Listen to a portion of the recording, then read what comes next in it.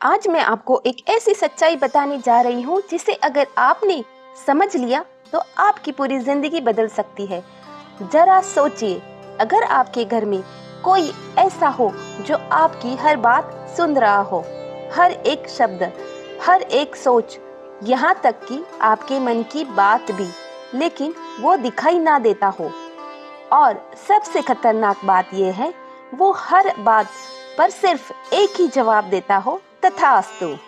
आपने कहा मेरा काम नहीं बनता, वो बोले तथास्तु। आपने कहा मेरी किस्मत खराब है, वो बोले तथास्तु। आपने गुस्से में कहा मुझे कुछ अच्छा नहीं होता, और वहीं से आपकी जिंदगी वैसे ही बनने लगती है। अब सोचो, ये कोई कहानी नहीं है, ये सच है। मेरे गुरुदेव ने बीकानेर की पवित्र भूमि पर एक ऐसी बात समझाई जिसे सुनकर बड़े से बड़े लोगों की सोच हिल गई। उन्होंने कहा, तुम्हारे घर में तुम्हारे पितृ देवता हर समय मौजूद है और वो तुम्हारी हर बात पर तथास्तु कहते रहते हैं। अब सवाल ये है, आप अपने जीवन में क्या बुला रहे हो, अशुभ या शुभ? अब जरा सोचो, हम दिन भर क्या बोलते हैं? मेरा काम नहीं बन रहा, मेरी किस्मत खराब है, मेरी तबीयत हमेशा खराब रहती है। और जैसे ही ये शब्द निकलते हैं, आपके पितृ देवता कहते हैं तथास्तु। मतलब जो तुम बोल रहे हो वही तुम्हारे जीवन में सच हो रहा है। इसलिए गुरुदेव कहते हैं, जिस दिन इंसान को ये विवेक आ गया कि उसे क्या बोलना चाहिए, उस दिन उसका जीवन बदल जाएगा। क्योंकि अगर तुम शुभ बोलोगे तो तुम्हारे जीवन में शुभ तथास्तु होगा। लेकिन आज के समय में क्या हो रहा है? घरों में लोग एक दूसरे को दोष देते हैं, ताने मारते हैं, गुस्से में गलत शब्द बोलते हैं और वही शब्द उनकी किस्मत बन जाते हैं। इसलिए हमेशा ध्यान रखो, आपके घर में देवता सुन रहे हैं, शक्तियाँ सुन रही है। अगर आप शुभ बोलोगे तो शुभ ही लौट कर आएगा। यही सनातन का सबसे बड़ा नियम है। अब इसी बात को समझाने के लिए गुरुदेव ने एक अद्भुत कथा सुनाई, बानासुर की। बानासुर को एक वरदान मिला था कि उसकी मृत्यु केवल एक कन्या के हाथों होगी। अब वो हंसने लगा। उसे लगा कि एक छोटी सी कन्या उसे क्या मार पाएगी। उसका अहंकार इतना बढ़ गया कि उसने तीनों लोकों में आतंक मचा दिया। देवताओं को हराया, इंद्र को सिंहासन से उतार दिया, यज्ञ हवन बंद करवा दिए और खुद की पूजा शुरू करवा दी। ओम बानासुराय नमः। पूरी धरती पर त्राही त्राही माम मच गया। तब सभी देवता, ऋषि मुनि जैसे अत्रि, वशिष्ठ, विश्वामित्र सब मिलकर भगवान नारायण के पास गए। उन्होंने कहा, इस संकट से हमें बचाइए। तब भगवान ने कहा, इसका अंत सिर्फ एक कन्या के हाथों ही संभव है और वो कन्या स्वयं आदि शक्ति होगी। तब सभी देवताओं ने माता भगवती की तपस्या शुरू की। उनकी भक्ति से प्रसन्न होकर माता प्रकट हुई और बोली, तथास्तु। और उसी क्षण वो एक छोटी बालिका के रूप में धरती पर जन्म लेती है।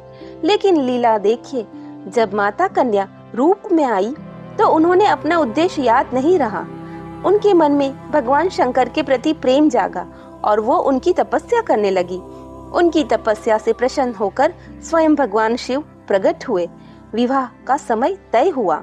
लेकिन तभी नारद जी ने एक योजना बनाई। उन्होंने शर्त रखी कि विवाह सूर्योदय से पहले होगा और फिर खुद मुर्गा बनकर समय से पहले बांग दे दी। शिव जी को लगा कि सूरज निकल आया और वो बारात वापस ले गए। जब माता को यह बात पता चली तो उनका क्रोध भयंकर रूप ले गया।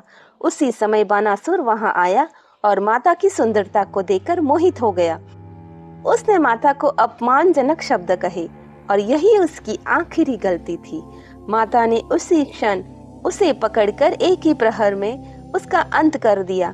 इसी तरह बानासुर का वध हुआ और तीनों लोगों को शांति मिली। कहा जाता है कि जहाँ यह घटना हुई वहीं आज भी माता कन्या के रूप में तपस्या कर रही है। उस स्थान को हम कन्याकुमारी के नाम से जानते हैं। अब इस पूरी कथा में हमें क्या सीख मिलती है? सबसे बड़ी बात, अहंकार का अंत निश्चित है और दूसरी, आपकी वाणी ही आपकी किस्मत बनाती है। अगर आपके पास धन, शक्ति, पद सब आ जाए लेकिन उसे संभालने का संस्कार और विनय नहीं है तो वो सब आपके विनाश का कारण बन सकता है।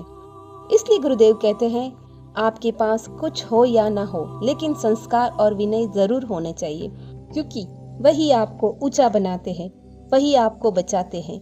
और सबसे जरूरी बात, बोलते समय हमेशा ध्यान रखें, क्योंकि आपके शब्दों पर हर पल कोई न कोई तथास्तु कह रहा है। तो अब फैसला आपका है, आपको अपने जीवन में अशुभ तथास्तु चाहिए या शुभ तथास्तु। अगर शुभ चाहिए तो आज से ही अपनी वाणी को बदले, अपनी सोच बदले, क्योंकि जैसे शब्द निकलेंगे वैसा ही जीवन बनेगा। क्योंकि आपके घर में कोई हर पल आपकी बात सुन रहा है और हर शब्द पर कह रहा है तथास्तु। दोस्तों, अगर आपको यह वीडियो और यह ज्ञान अच्छा लगा हो तो वीडियो को लाइक जरूर करें और अपने दोस्तों और परिवार के साथ शेयर करें, ताकि यह शुभ संदेश सब तक पहुंचे। और चैनल को सब्सक्राइब करना बिल्कुल ना भूलें, क्योंकि ऐसे ही और भी ज्ञानवर्धक और आध्यात्मिक वीडियो मैं आपके लिए लाती रहूंगी। और अंत में, यह जो शब्द आपने सुने हैं यह मेरे गुरुदेव के हैं। मैं सिर्फ एक माध्यम हूँ आप तक पहुँचाने का। जय गुरुदेव, जय माँ पद्मावती।